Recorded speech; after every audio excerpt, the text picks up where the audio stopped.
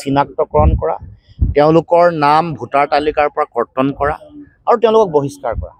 এইটো চৰকাৰৰ দায়িত্ব, প্ৰশাসনৰ দায়িত্ব, আৰু এই ক্ষেত্ৰত চৰকাৰ চূড়ান্তভাৱে ব্যৰ্থ হৈছে। দেশৰ প্ৰধানমন্ত্ৰীয়ে কৈছিলে যে 16 মে'ৰ পিছত বিদেশী টালি টোপোলা বান্ধি অসমৰ পৰা যাব লাগিব, কিন্তু উল্টাহে কৰিলে। তেওঁলোকে কাহ জাপি দি বিদেশীৰ 43 বছৰ অধিক বোজা আমাৰ ওপৰত জাপি দিছে। আৰু মুখ্যমন্ত্ৰীয়ে অতি হতাশ আৰু দুৰ্ভাগ্যজনকভাৱে কৈছে যে এতিয়া বোলে 1 কোটি বিদেশী আছে। তাৰমানে প্ৰধানমন্ত্ৰীয়ে অসমৰ পৰা বিদেশী টালি টোপোলা বান্ধি যাব লাগিব বুলি কোৱাৰ 11 বছৰ পিছত মুখ্যমন্ত্ৰীয়ে অতি লাজ লগাকে দুৰ্ভাগ্যজনকভাৱে স্বীকাৰ কৰিছে নিৰ্লজ্জভাৱে যে 1 কোটি বিদেশী আছে। গতিকে আমি দাবী উত্থাপন কৰিছোঁ যে বিদেশীক তেওঁলোকে ভোট আৰ্জনৰ যিটো তেওঁলোকৰ ৰাজনৈতিক ৰণকৌশলৰ অস্ত্ৰ, সেইটো পৰিহাৰ কৰি তাৎক্ষণিকভাৱে বিদেশী চিনাক্তকৰণ কৰি তেওঁলোকৰ নাম ভোটাৰ তালিকাৰ পৰা কৰ্তন কৰিব লাগে।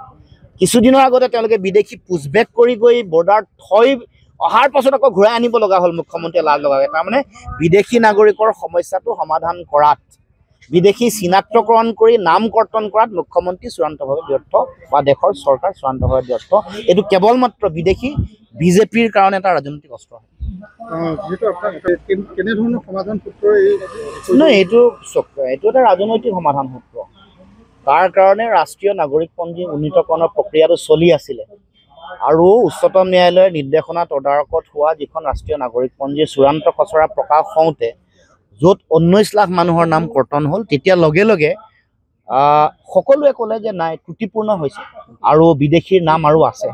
ভুৱা নথি পত্ৰৰে ৰাষ্ট্ৰীয় নাগৰিকপঞ্জীত বিদেশীৰ নাম সোমালে। আমিও ক'লো যে আমাৰ অৰিজিনেল ইনহেবিটেণ্ট, ইয়াৰ যিসকল স্থায়ী খিলঞ্জীয়া থলগিৰি ভূমিপুত্ৰ মানুহৰ নামক বাদ দি বাকী আন য'ত সন্দেহ হৈছে এই অঞ্চলসমূহত ৰিভিজন হ'ব লাগে। কিন্তু বিজেপি চৰকাৰে আজিলৈকে আমি দেখিছোঁ যে তেওঁলোকে কোনো ধৰণৰ শপতনামা উচ্চতম ন্যায়ালয়ত দিয়া নাই যে এই ৰাষ্ট্ৰীয় নাগৰিকপঞ্জী উন্নীতকৰণৰ প্ৰক্ৰিয়াটোত য'ত আখুৱা থাকিলে আখুৱা দেখুৱাই দিব লাগিছে। অফিচাৰবোৰতো উচ্চতম ন্যায়ালয় নহয়, অফিচাৰ যিসকল বিষয়া আছিলে সেইবোৰ অসম চৰকাৰৰ বিষয়াসকলক ভালকৈ তেওঁলোকে কামত ব্যৱহাৰ কৰিব নোৱাৰাৰ কাৰণে বিদেশীৰ নাম সোমালে। আজি যদি বিদেশীৰ নাম কৰ্তন কৰিব লাগে ৰাষ্ট্ৰীয় নাগৰিকপঞ্জী য'ত ত্ৰুটি হৈছে, ত্ৰুটিহীন ৰাষ্ট্ৰীয় নাগৰিকপঞ্জী গঢ়িবৰ কাৰণে বা উন্নীতকৰণ কৰিবৰ কাৰণে চৰকাৰে ব্যৱস্থা গ্ৰহণ কৰিব লাগে। তাৰ কাৰণে চৰকাৰৰ দায়িত্ব কি? এফিডেভিট উচ্চতম ন্যায়ালয়ত দিব লাগে।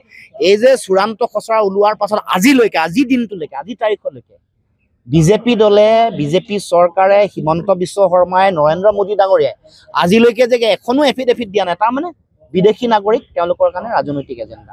অসম চুক্তিৰ 6 নম্বৰ দফা তেওঁলোকে প্ৰতিবেদন বনাবৰ কাৰণে উচ্চ পৰ্যায়ৰ সমিতি গঠন কৰিলে, ময়ো সদস্য আছোঁ। প্ৰতিবেদন হ'ল, গ্ৰহণ কৰিবলৈ সময় নাই। তাত অসমৰ খিলঞ্জীয়া মানুহৰ সুৰক্ষাৰ ৰক্ষা কৱচ আছে। গতিকে সেইটো তেওঁলোকে কাৰ্যকৰী কৰিবলৈ তেওঁলোকে ব্যৱস্থা গ্ৰহণ কৰা নাই। গতিকে মই ভাবোঁ যে বিদেশী নাগৰিকৰ সমস্যাটো সমাধানৰ কাৰণে মূল অৱলম্বন বা মূল অস্ত্ৰ শস্ত্ৰসমূহ হ'ল ৰাষ্ট্ৰীয় নাগৰিকপঞ্জী উন্নীতকৰণ কৰিব লাগিব, ত্ৰুটিহীন বিদেশীমুক্ত ৰাষ্ট্ৰীয় নাগৰিকপঞ্জী জনগণক দিব লাগিব। দ্বিতীয়তে অসম চুক্তিৰ 6 নম্বৰ দফা কাৰ্যকৰী কৰিব লাগিব। বিদেশীৰ নাম চিনাক্তকৰণ কৰি কৰ্তন কৰিবৰ কাৰণে চৰকাৰৰ ফালৰ পৰা শক্তিশালী ব্যৱস্থা গ্ৰহণ কৰিব লাগিব। মানুহক এনেই আৱেগিক কৰা যিকোনো ধৰণৰ কাম কাজ কৰি মুখ্যমন্ত্ৰীয়ে অসমৰ ৰাইজৰ পৰা ভোট ল'ব খুজিছে। তেওঁলোকে ক'ৰবাত যদি উচ্ছেদ কৰিছে, আকৌ পিছতে তেওঁলোকে বিদেশী বুলি কৈ তেওঁলোককে মাতি দিছে।